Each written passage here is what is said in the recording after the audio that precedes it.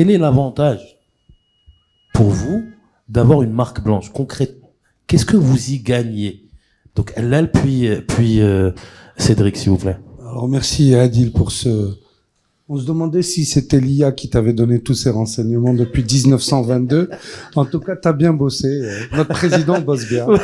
C'est rassurant. Applaudissements. C'est rassurant. Ah, bien. Non mais tu nous as tossé, hein. Je te le dis direct. Hein. Ça, voilà, on attend tous. La Diac, ouais, ils ont coulé la Diac, la fameuse. Les Ben Chekri. Juste précision, moi aussi je suis savant. Non.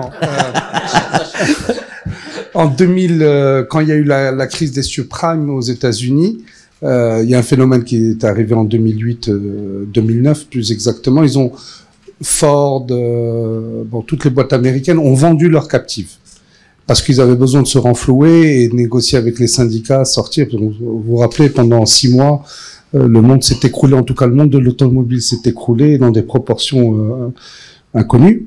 C'était un problème de crédit. Et ils ont vendu leurs captives. La première décision qu'ils ont prise après la crise de 2008-2009, à peu près en 2010, fin 2010-2011, c'est de racheter leur société de crédit, les captives. Donc ils ont fait un aller-retour malheureux, parce que ce qu'ils ont vendu, ils l'ont racheté beaucoup plus cher. Mais ça, je suis pas leur... comme quoi il y a des savants partout. Non, c'est juste pour vous dire, moi, ma vision du crédit... par rapport à nos marques, à nos produits, bien évidemment, chacun utilise le crédit à sa façon. Nous avons le crédit pour nous, ça permet de rendre nos produits plus accessibles. C'est déjà la première chose par rapport à la concurrence. Et ensuite, ça permet d'aider des produits qui sont en difficulté.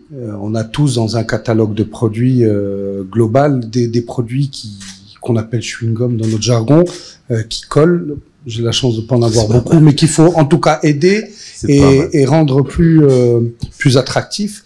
La troisième chose, le fait d'avoir une captive encore plus, mais même un accord et les partenariats de marques blanches peuvent prendre beaucoup de formes. Il y a des imaginations, il y a de la titrisation jusqu'au partenaire ou une simple convention. Bon, bref, on peut tout imaginer parce que c'est ouvert. Sur ces partenariats, quand ils sont forts, ça permet quand même d'établir un tarifier de crédit qui est en adéquation avec le tarifier de la voiture. C'est-à-dire que on peut pas faire une remise sur la voiture, une remise sur le crédit, une remise quand il arrive et une remise parce que il est passé par toutes les fourches codines pour avoir une remise, ça tient pas.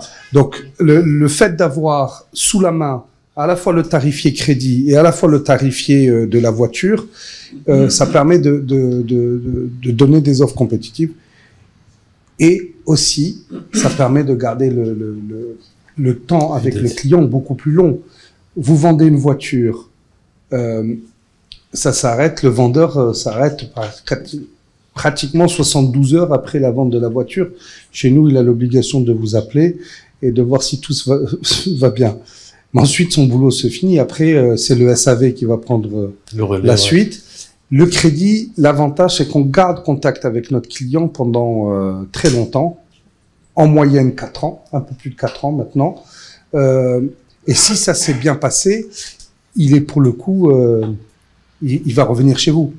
Et donc le crédit renvoie aussi au rachat d'une deuxième voiture à condition qu'il ait été bien servi, bien évidemment, etc. Donc pour moi, voilà. Et ensuite, ce qui n'est pas encore le cas au Maroc, c'est qu'on communique sur des mensualités. On en discutait juste avant. Aujourd'hui, il y a 2 produits qui ne marchent pas encore au Maroc. Parce qu'il n'y a peut-être pas assez de salariés et qu'il y a, comme on en parlait, ce besoin de posséder plutôt que d'un usage et à la possession. J'ai besoin d'avoir mon actif. Le crédit, quand on met une mensualité, ça marche pas encore. Or, vous voyez toutes les offres aux États-Unis, en France, partout en Europe, ils ne parlent plus que de mensualité. Ouais. Et donc, ils ont leur salaire, ils ont leur loyer. Ils ont le loyer de leur voiture et ensuite l'école des gosses. Bon, ça dépend dans quel pays. Mais en tout cas, ils ont un budget à gérer. Nous, au Maroc, c'est beaucoup plus diffus. Et donc, le crédit n'est pas encore vendeur. C'est plutôt le prix avec une remise et une voiture qui est vendeur. Le crédit n'est pas encore vendeur de la voiture. Ça devrait arriver. Cela dit, il y a 6 voitures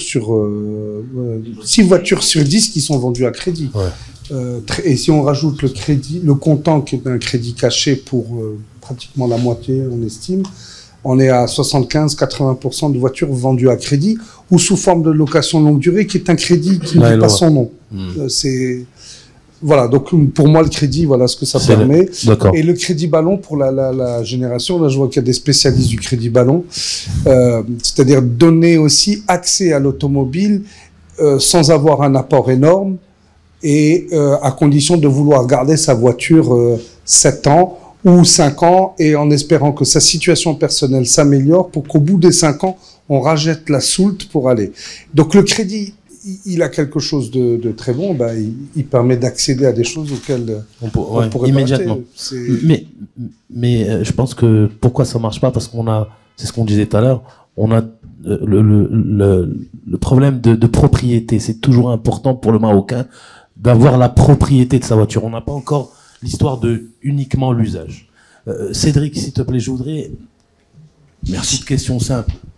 Est-ce que le crédit classique est mort au final? C'est ça la vraie question. Est-ce que maintenant, le crédit classique dans le sens, le crédit à travers, le partenariat classique où on ramène des commerciaux qui vendent sofas, qui vendent X, Y, Z. Parce que je vois que tout le monde, tous les importateurs ou toutes les marques ont une marque blanche au final. Quasiment toutes. Pas tous, puisque quasiment. Nous, c'est pas notre cas, par exemple. Voilà. Donc, très bien. Je suis bien tombé. Donc, effectivement, donc, si on, pour résumer un peu ce qui a été dit, il y a 3 modèles, hein. Donc, la captive, bon, le problème essentiel, c'est la taille, du marché. Donc, évidemment, c'est pas offert à tout le monde de pouvoir aller sur ce type de partenariat, enfin, d'entreprise. Ensuite, il y a la marque blanche, et je suis assez d'accord avec ce qui a été dit, c'est-à-dire que c'est avant tout du marketing, c'est comment, à travers le financement, je vais faire rayonner ma marque, et à travers le fait que je fasse rayonner ma marque, c'est l'expérience client que je vais vendre derrière. Alors moi, je trouve que c'est très bien, mais d'un autre côté, on s'attache aussi à un seul partenaire, et donc ça peut parfois aussi être un peu compliqué à gérer sur le long terme. Et voilà. Bon. Alors nous on a un petit appel du pied. Gentil. On a notamment Wafa Salaf d'ailleurs qui est parmi avec nous. Donc non, on a choisi justement ce modèle-là où on a plusieurs partenaires financiers pour pouvoir essentiellement, la principale raison, c'est pouvoir répondre à l'ensemble des besoins du marché. Parce que les clients qui viennent nous voir, ils ont des besoins qui sont pas forcément tous les mêmes. On a des particuliers, on a des professions libérales, on a des loueurs, on a des entreprises, des petites, des grandes. Et parfois, en fait, certains organismes sont plus à l'aise ou plus configurés, on va dire, pour répondre à ce type de demande. Et donc, le fait d'avoir plusieurs partenaires, en fait, ça nous permet de pouvoir répondre de manière efficace, en fait, à chaque cible. Accessoirement, ça permet aussi de les mettre en concurrence et donc d'obtenir aussi des bonnes conditions pour nos clients. Donc non, c'est un modèle qui existe toujours. Après, c'est ce qui va beaucoup évoluer à mon sens, c'est plus les formules de financement. Donc ce qui a été dit, effectivement, j'y souscris complètement. Tout ce qui est crédit ballon, tout ce qui est LOA aujourd'hui, c'est pas assez développé. Il y a 2 inconvénients à ça pour le client, c'est que d'une part, il pourrait bénéficier de services annexes plus facilement s'il souscrivait à ces formules-là, comme le contrat d'entretien par exemple, comme l'assurance ou autre. Et la deuxième chose, c'est que ça faciliterait la revente de son véhicule. Parce que le financement, en tout cas pour nous, c'est aussi une façon de générer du VO, du véhicule d'occasion, et de continuer aussi le cycle économique du véhicule neuf dans un autre circuit. Et ça, à notre sens, c'est vraiment une possibilité intéressante pour le client et aussi pour nous en tant qu'opérateur.